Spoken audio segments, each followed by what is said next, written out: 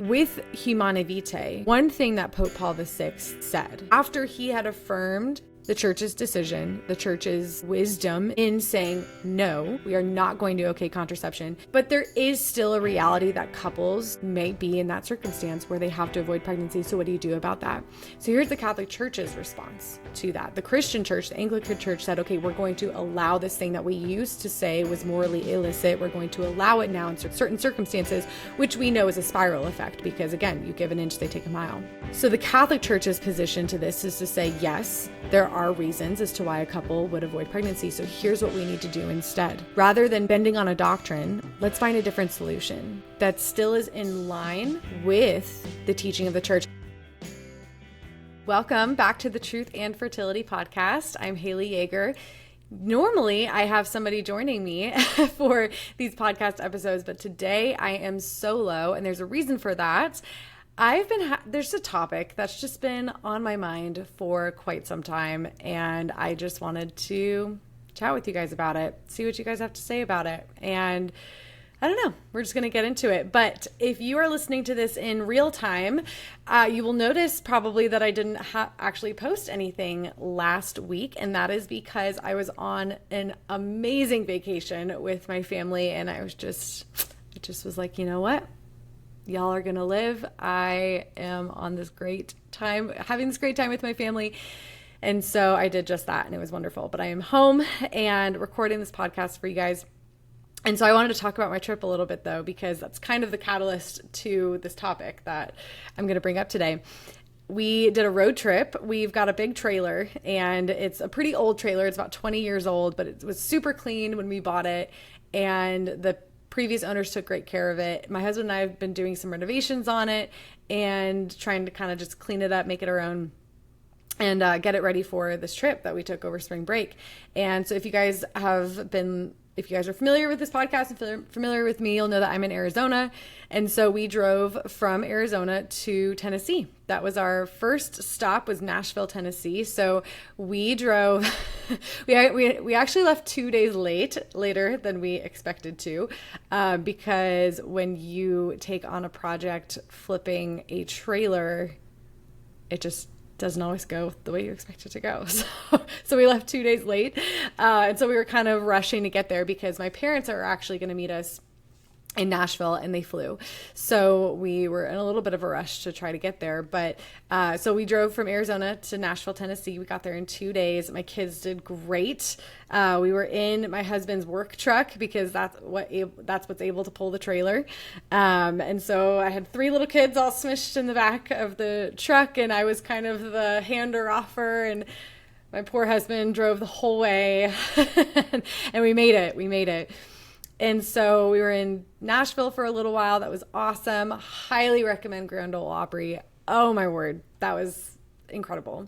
And then from there, we went off to the east part of Tennessee. So we went to Knoxville. We went to Dollywood, which you guys, if you've never been to Dollywood, it is so underrated. Like, it was so fun. It was clean. It was safe. Like, my kids were kind of just like skipping behind my husband and I, and we were just, it was so much fun. So much fun. And honestly, great roller coasters. Highly recommend the roller coasters too. So it was super fun. And then we turned around from there and we went back home, and we have some friends in Oklahoma that we went to go visit on our way home. So it was about an almost 2-week trip. It was really, really fun. But the reason that it was kind of this catalyst for this trip is because, of course, me being in Arizona, it's kind of a mixed bag in Arizona. There's not a whole lot of native Arizona people who, it's hard to find somebody who is actually born in Arizona that still lives here.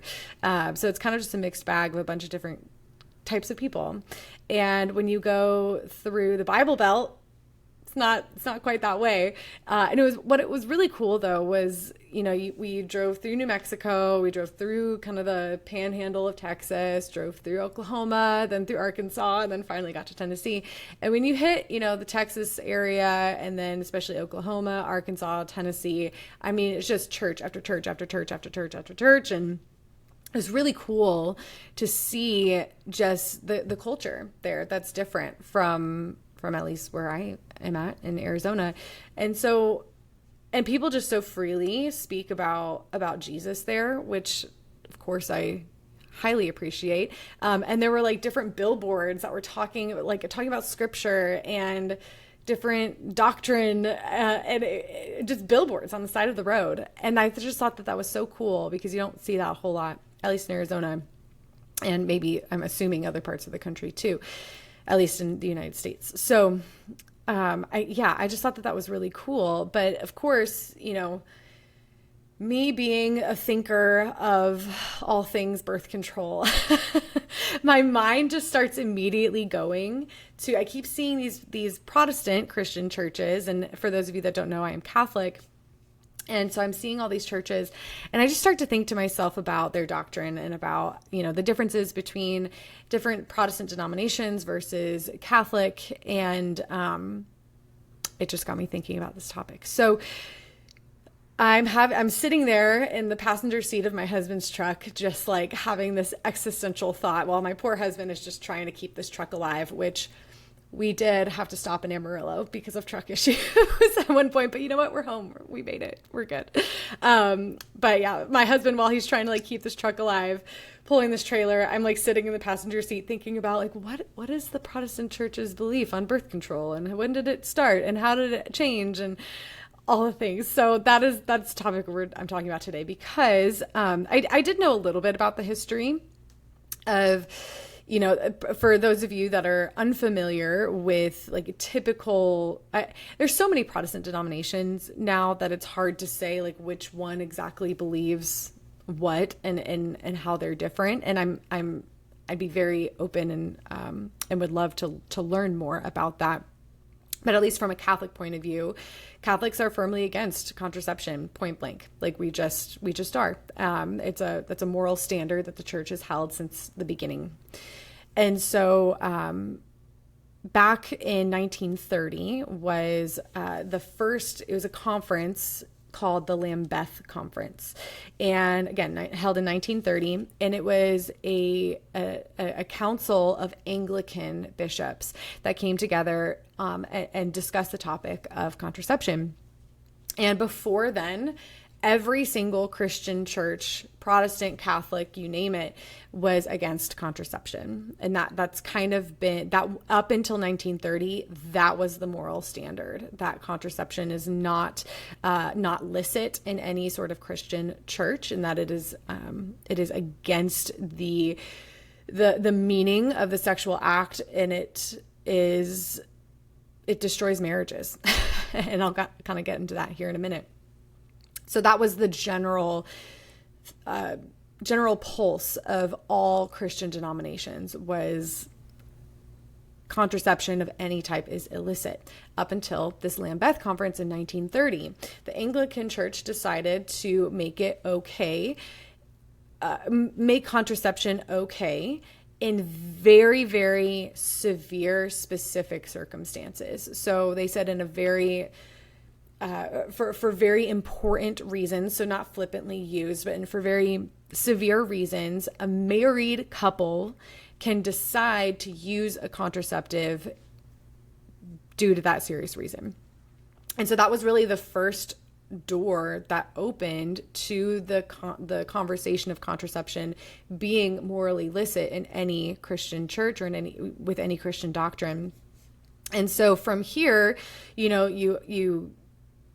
what's the term, or what's the phrase? You like give an inch, they take a mile, right? So it's a spiral effect from there. And so now really it is, I could be wrong, I could be mistaken, but really it is just the Catholic Church standing in that firm disposition of no, contraception is not morally licit. And the Catholic Church has very strong reasons for that, which is what I want to get into. And so anyhow, I'm sitting in the passenger seat of this truck, and I'm seeing church, and I'm just starting to think, I wonder what life is like in that church. I wonder what the unit of the family is like in that church, because with contraception, actually I need to kind of reverse a little bit. So Anglican Church says, okay, in a very, very small specific circumstance for married couples. And also I want to mention too, the pill is not what was on the table back then. The pill didn't come around until 1960s. It was just condoms, spermicides, diaphragms, withdrawal, barrier methods, right? Those were the ones that were being used back then, because the pill was not on the market. The pill was not even a conversation at this point. Pill wasn't a conversation until 30 years later in 1960. And so this was really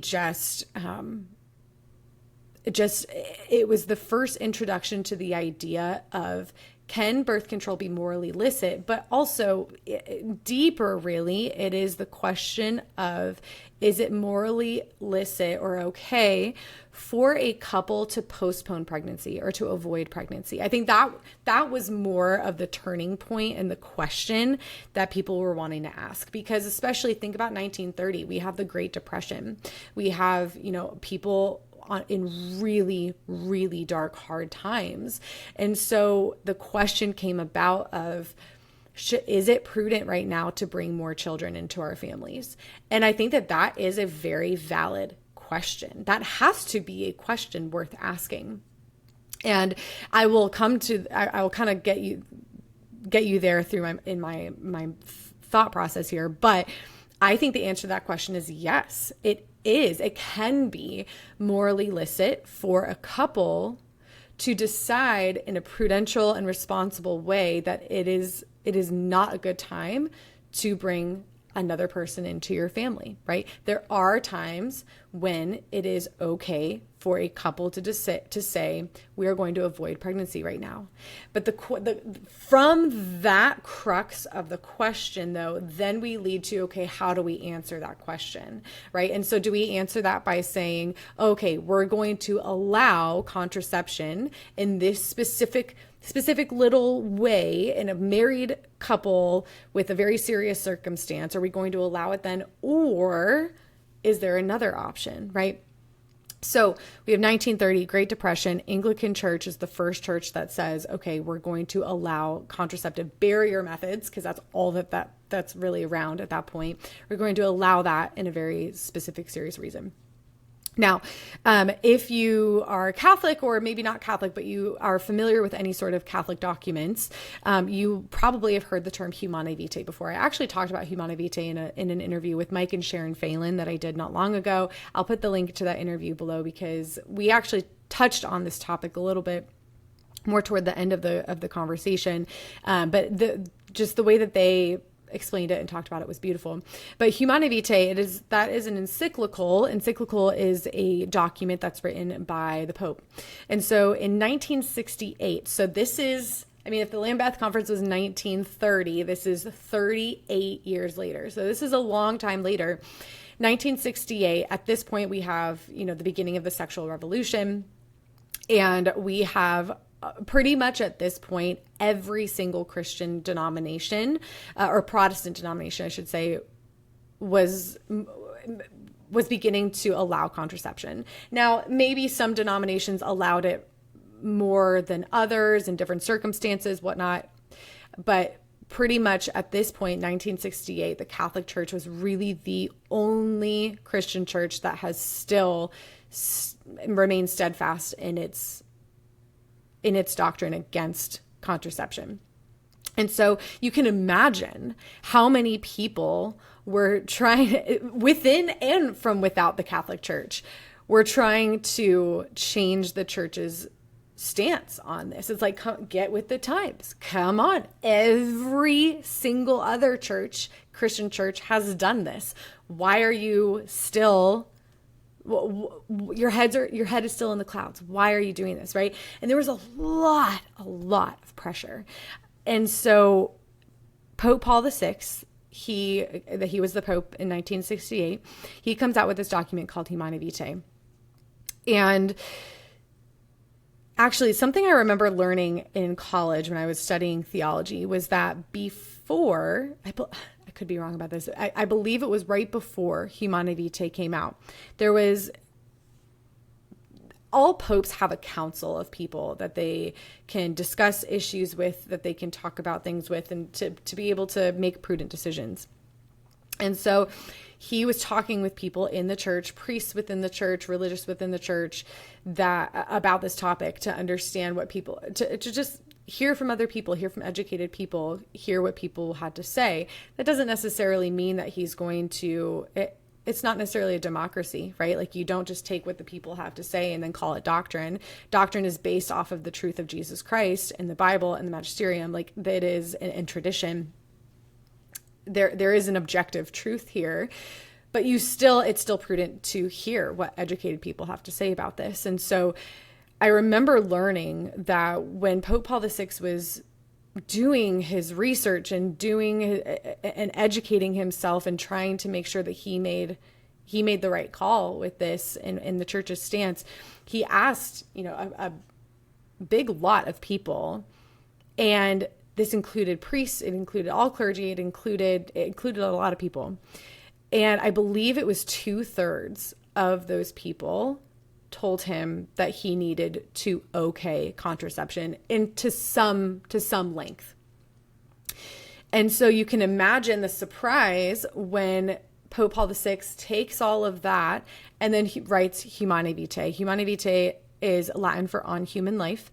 And in this encyclical, he affirms the Catholic Church's stance on contraception and that it is morally illicit to use barrier methods. At this point now we have the pill, we have hormonal contraception. So he is explaining the reason as to why the church is still steadfast in that reason, or in that teaching. And so really at this point, to this day, now I'm recording this in 2026, the Catholic Church is still, to my knowledge, the only Christian church that is firmly against contraception in all matters.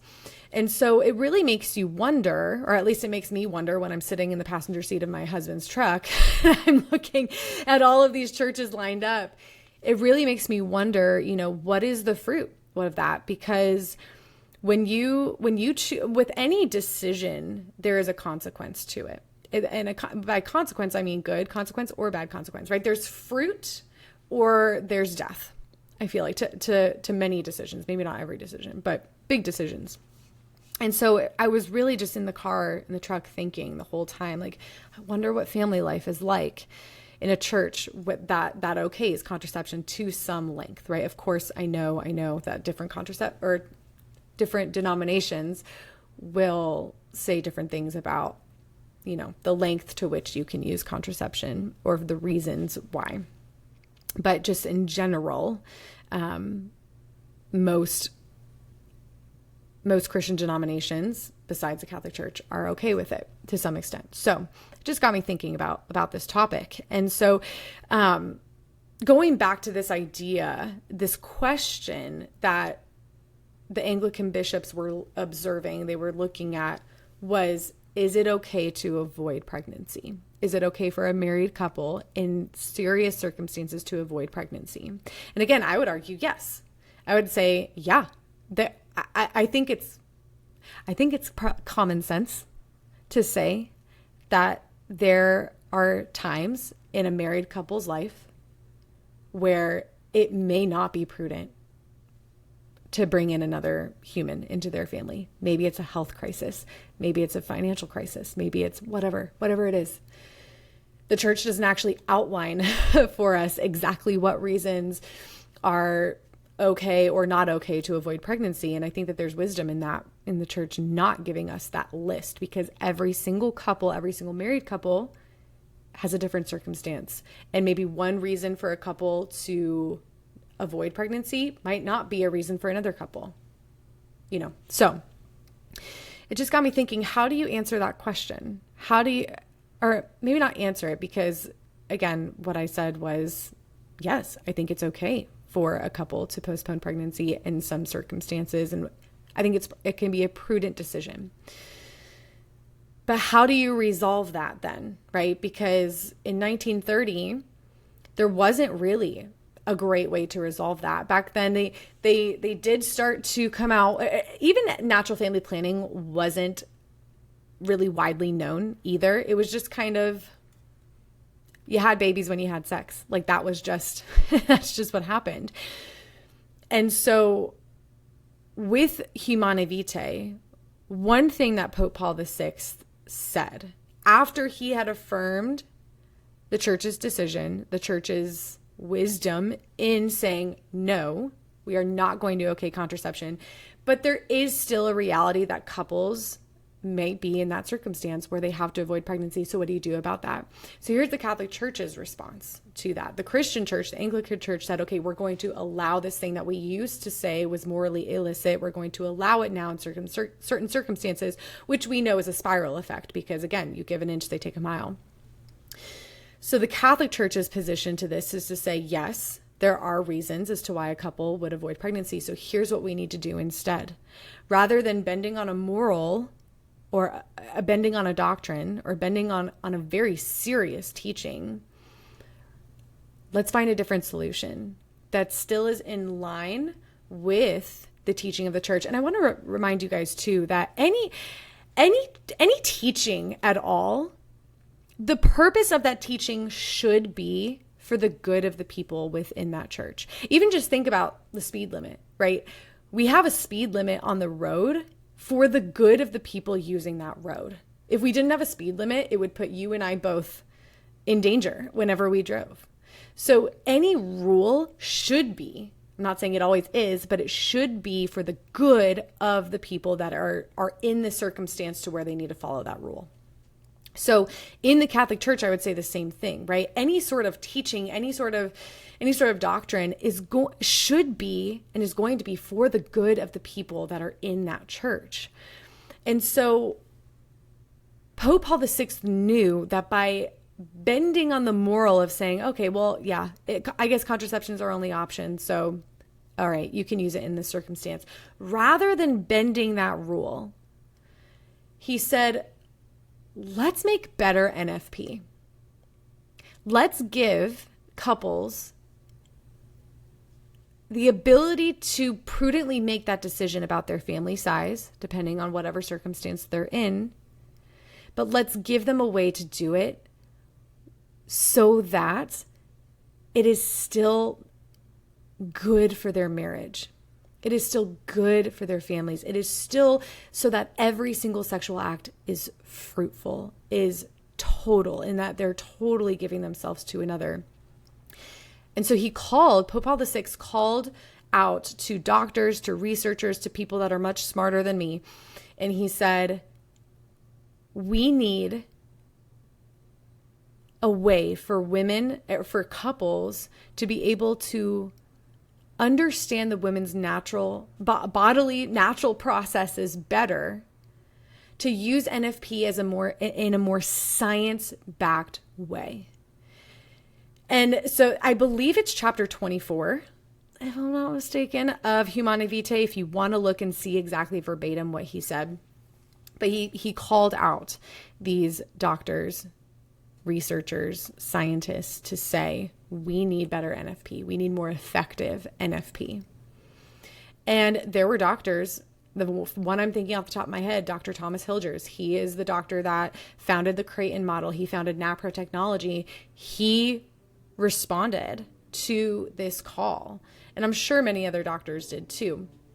He's just the one that comes to mind. He responded to this call.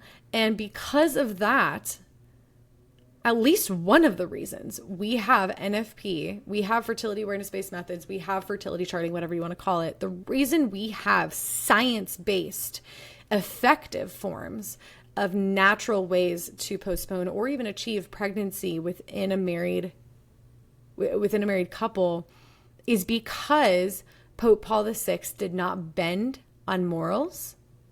He said, let's find a way for couples to be able to prudently make decisions without it suffocating and being a detriment to their marriage. Now, I want to get into that a little bit too, because you might be thinking, how in the world could contraception be a detriment or suffocation? Or I even use the word, it is destructive to marriages. And I use that word specifically because if we look at the sexual act, right?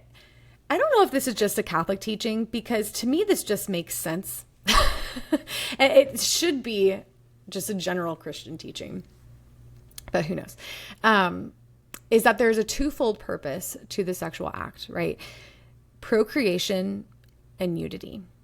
Unity between the spouses, right? It is an act that is supposed to be a renewal of vows between the married couple, which is why we also teach, and many Christian churches still to teach, that sex belongs within marriage, because it is that language of a total gift of yourself to the other person. You are holding nothing back, right? It is a complete and utter gift. And so you are saying with your body what you said on your wedding day in your vows, where you said, I am giving myself wholly to you. I'm holding nothing back. We are one flesh till death do us part.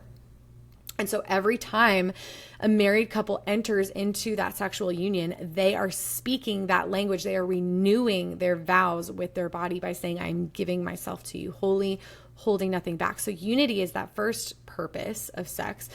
Procreation is the second purpose. Obviously, I think our culture has forgotten, and I'll get to this here in a second too, our culture has forgotten the natural consequence of sex. A sperm and an egg come together from the act of sex, and you have a brand new human life. That is just the natural consequence of that act, right? So we have this twofold purpose. And so in Humanae Vitae, Pope Paul VI lines out, and this is also a very theology of the body esque teaching too. And this is all from Pope John Paul II, who was a pope in 90s and early 2000s.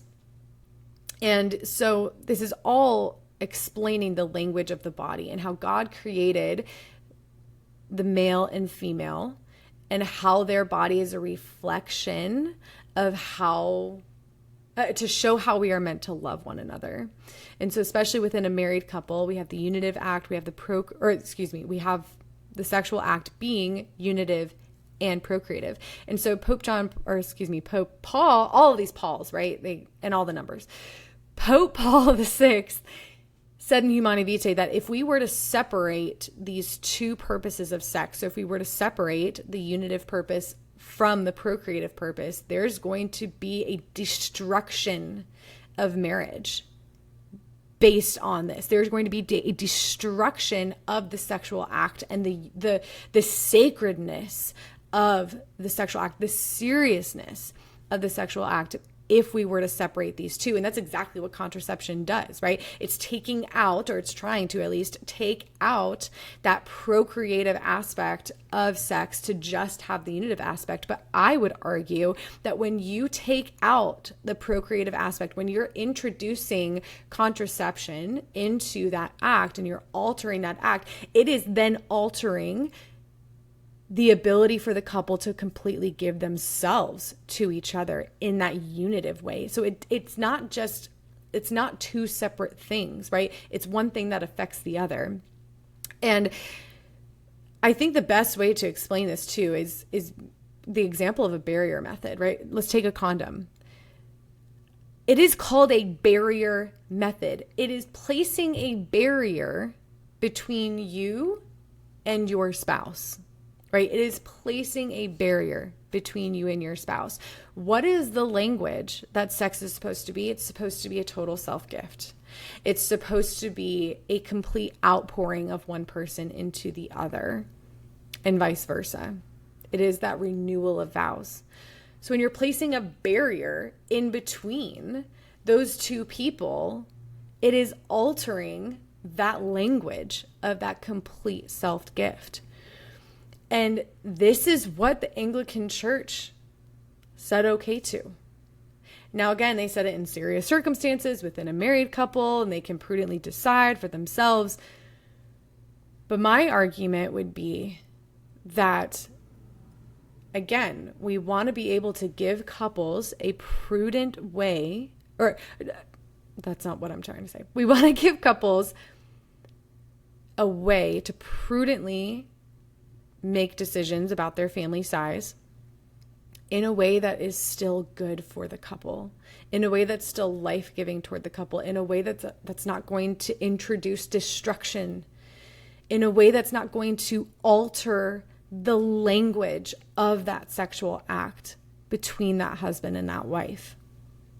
And so by having better, more effective means to do that with natural family planning, you are never putting an intentional barrier between the couple, right? So natural family planning, a question I get a lot too is, well, isn't it just Catholic contraception? Like honestly, what is the difference? And I argue no, it's not just Catholic contraception. And here's the reason. If you look at the term contraception, you can see you have contra and then you have seption. So contra means against, seption means conception. So if something that's a contraceptive has to be against conception.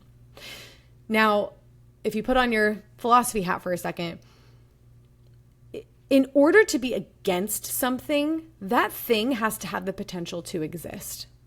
So if we want to be against conception, conception has to have the potential to exist in order to have something go against it. Now, with natural family planning, what you are doing is if a couple is using natural family planning for the sake of postponing pregnancy, whether that's temporarily or indefinitely, they are just not having sex during the woman's natural times when she could get pregnant. Women at most times are infertile. This is just a biological fact. This is the way our body works, and it was made by the Lord. For 1 week, give or take, 1 week of every cycle, no matter how long that cycle is, 1 week is when she has the potential to get pregnant if she has sex. Every other time throughout her menstrual cycle, she's infertile. If there's no egg, there's no baby. And so with natural family planning, you are using the natural rhythms of the female body to understand when that fertile time is. And so if a couple is deciding to postpone pregnancy, they are going to avoid intercourse during that fertile time. Now, the reason this is not a contraceptive is because you're not giving conception even the potential to exist. So you can't be against something that has no potency, it has no potential to exist, right? So it's not a contraceptive. It cannot be by definition a contraceptive, right? You are not intentionally placing any sort of barrier or altering anything intentionally to change the outcome of that sexual act. You are using the way that God made the body and using your brain that God gave you to determine whether this month is a good month to try to bring in a new human life into your family. And now on the flip side of things too, I would say that with the sexual act, I already talked about it being total. Being fruitful is another really important part here, because love cannot be contained. Point blank. The nature of love is to multiply. This is why we have a Trinitarian God. We have one God, but three persons, Father, Son, Holy Spirit. We have three persons within one God because love cannot be contained, and God is love.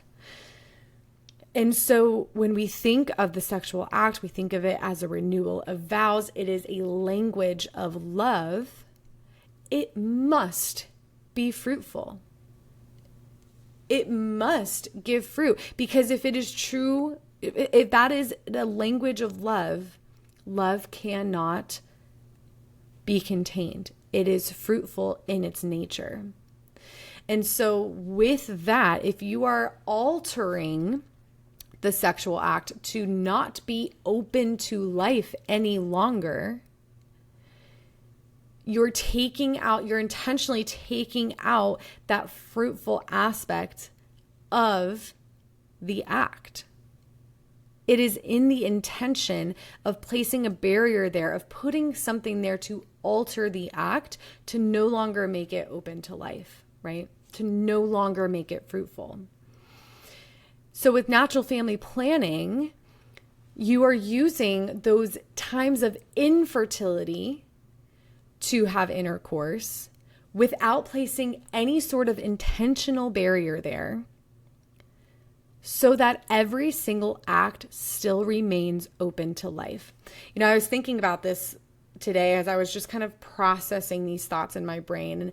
And I'm going to stop right here. I'm going to park here for a second, because this idea of having intercourse during the infertile time, using natural family planning, only if you're in a season of avoiding pregnancy, only during the infertile times are you and your husband or you and your wife actually entering into the sexual act.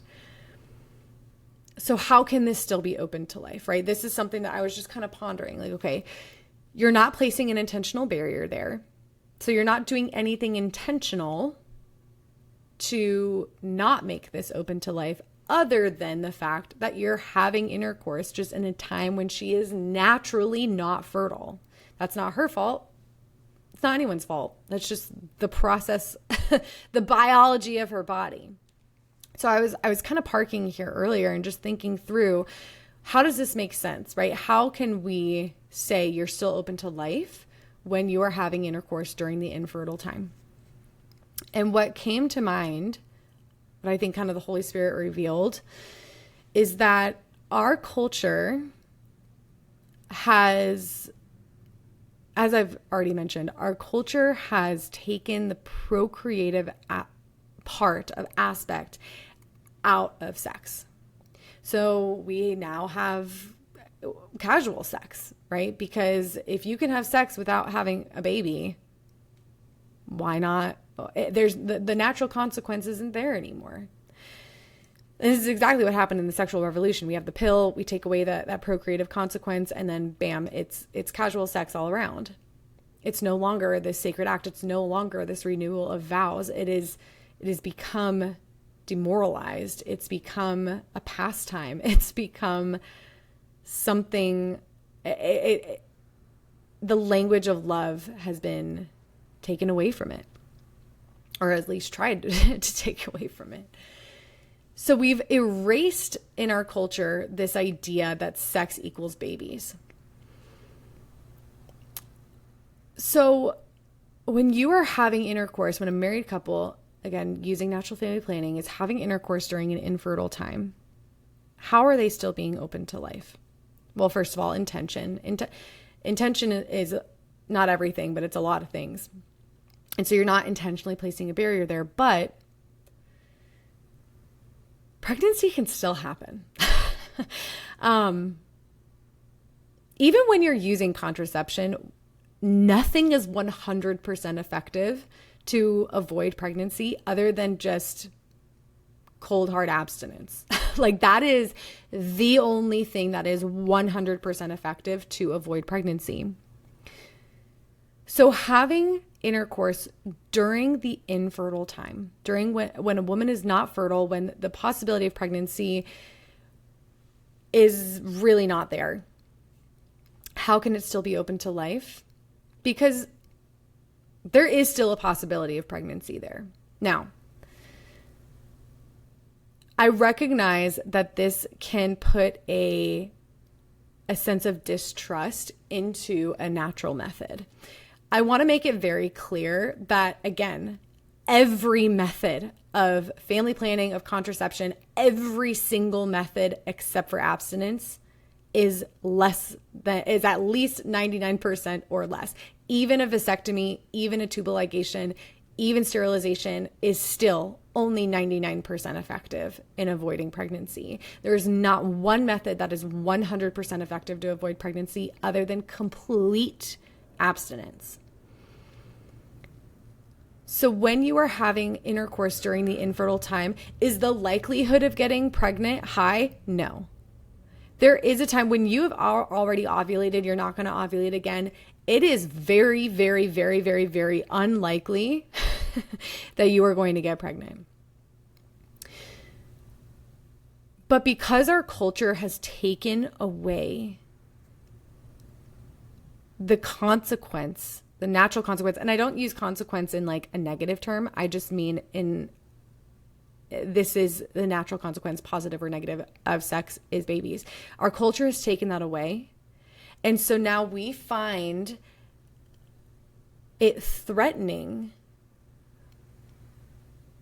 when our method of choice to avoid pregnancy doesn't work, or our method of choice to avoid pregnancy is not 100% effective. Because we think in our minds, with anything, with contraception or natural family planning, we think in our minds, I can just have sex without that natural consequence. But that is a lie from our culture.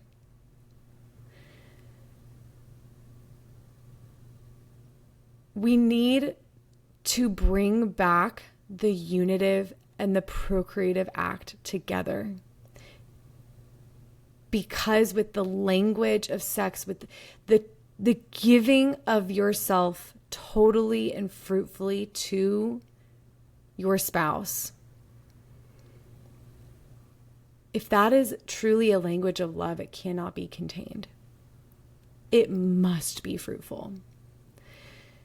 Now, I do not say this. I recognize here that I might be scaring some people to say, oh, nothing works. Natural family planning doesn't work. Contraception doesn't work. You're going to have babies. That's not necessarily what I'm trying to say, because there are methods of natural family planning that are very, very effective. And there are very, very valid real reasons why a couple would use natural family planning to avoid pregnancy. And for the most part, that works. But I'm just trying to relay this idea that when you separate the natural consequence of sex being procreation, being babies, when you separate that, when you take that out of the equation,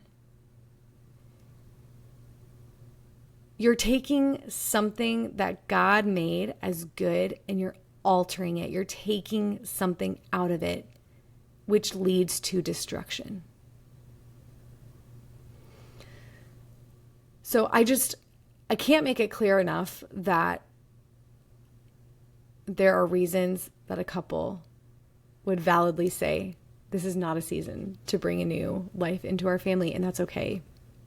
And there are very good means, or there are very effective means with natural family planning to avoid that possibility. But there is still a reality that being open to life is a requirement for your good. When you take away that openness to life, that's when destruction starts to creep in. And so I go back to sitting in the truck, seeing church after church after church after church. And it's just out of genuine curiosity that I wonder what family life is like in those churches when contraception is taught to be morally illicit in any sort of circumstance, right? I don't have the answer for you. I wish I did. And I'd honestly, if any of you guys know of a Protestant that I could have on this channel that I can talk to and interview about this, I would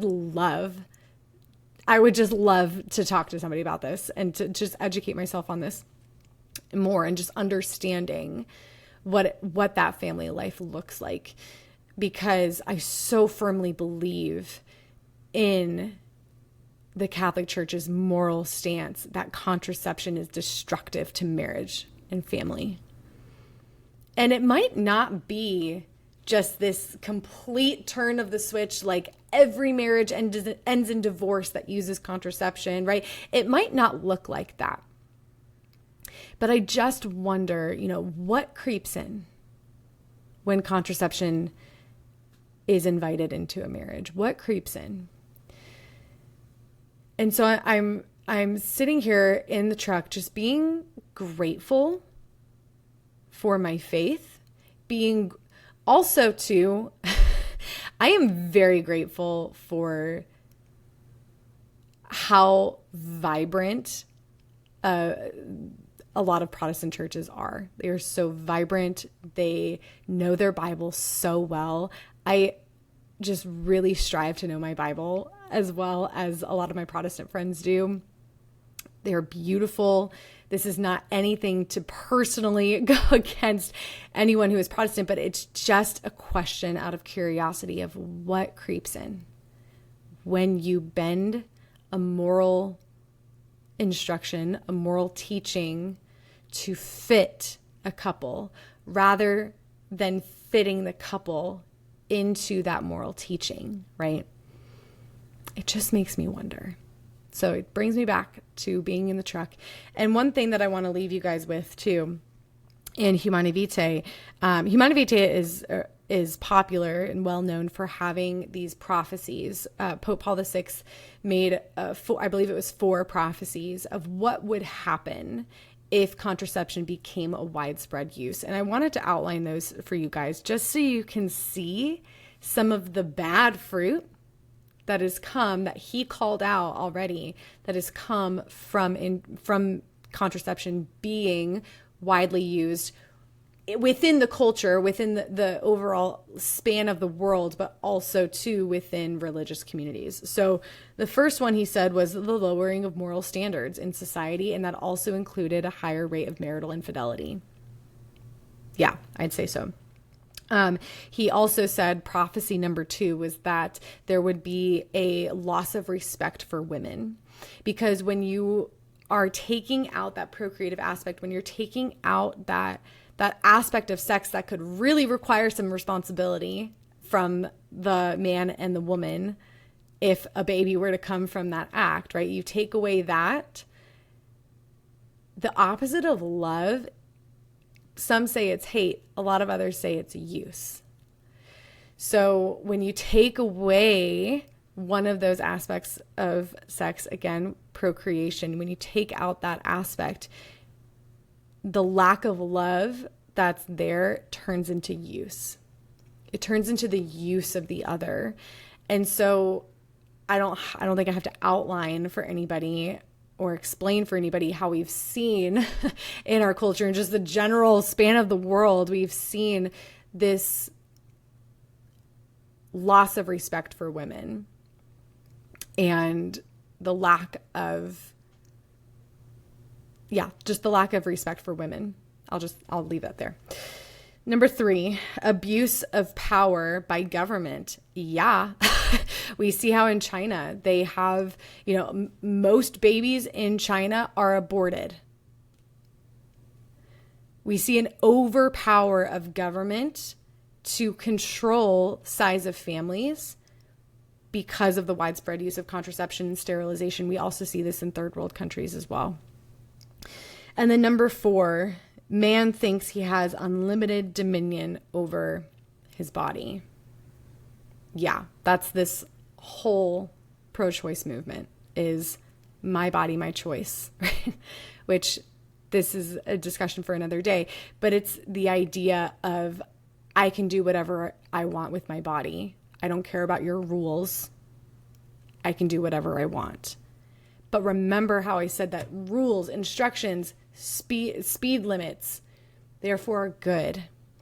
If I, as a mother, didn't put rules, instructions, guidelines, boundaries to my children, they would be insane. They would be completely disrespectful. They would be awful.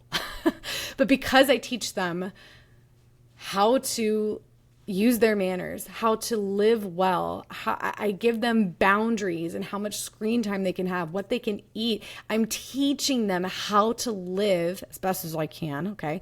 I'm teaching them how to live a well-ordered life. I'm trying my best to teach them how to live a well-ordered life because that is where freedom comes in. It also makes me think of this analogy I heard a while ago about you can't play a piano without knowing, for lack of better terms, knowing the rules of how to play the piano, right? I don't play the piano. So I can't sit and make something beautiful come from a piano, like some beautiful sound come from a piano, because I don't know the rules of the piano. I don't know how to play the piano. I do play the guitar though. And because before I played the guitar, I would strum it and I would make something sound ugly. I couldn't make anything beautiful from that instrument without knowing the rules and guidelines of using that instrument well. But when you learn how to use that instrument, when you learn the right chords, when you've practiced and you've become good at, and your body just knows how to use that instrument and what ways to put your fingers where to use that instrument, you can make something incredibly beautiful come from that instrument. So it's the same thing with the moral life, right? When we start to think that there should be no rules, no boundaries with the way that we use our bodies, and that is freedom, you can't play anything well. Going back to the instrument example, everything looks ugly. Everything sounds ugly. If there are no guidelines, no boundaries, no moral law in using something in the way it was intended to be used. We have to understand these moral laws, natural law, morality, not as an inhibition to our freedom, but as a means to be free. So when the Catholic Church is saying, no, contraception is morally illicit, it is not because the Catholic Church thinks that every single couple should have 20 children. It's not because the Catholic Church is wanting to put down rules to have control over the people that are in the church. No. These moral laws, these guidelines of morality are for our freedom. They are to make sure that we can live in accordance with the way that God intended, God the Creator, who created our bodies, the intention of what we do with our bodies, but with what we do with the sexual act. If we don't follow if we don't follow that intention well, if we go our own way, if we decide I'm going to do something completely different with my body than the way that it was actually intended, it makes for something ugly. And that's not where freedom is. Freedom is in knowing how to play the piano well so that you can just go and make something beautiful sound from it. Freedom is knowing the language of the sexual act so that with every single act of sex between a husband and a wife, they can give themselves to each other without reserve, without holding back, without fear. So this is all what was going on in my head when my husband's trying to keep the truck alive and we're driving through the middle of Arkansas and I'm just seeing all of these things, all of these churches. This is what's going through my head. And so I thought, hey, you know what? My listeners might appreciate this. They also might disagree. They also, who knows what you guys will say to this. I'd love to have somebody on the podcast to talk more about this with. So if any of you have recommendations for somebody to come on the podcast, for me to interview them about this, that would be awesome, because this is a topic that I just get really passionate about, clearly. So I'm gonna stop my thoughts now. So if you've made it to the end, I know we're like almost at an hour. So if you made it to the end here, I just want to say thank you for listening to my ramble, and I hope you got something out of it. And who knows? The Lord is good. Thank you for listening. Go follow me on Instagram, Truth and Fertility Project, and I'll talk to you guys again next week.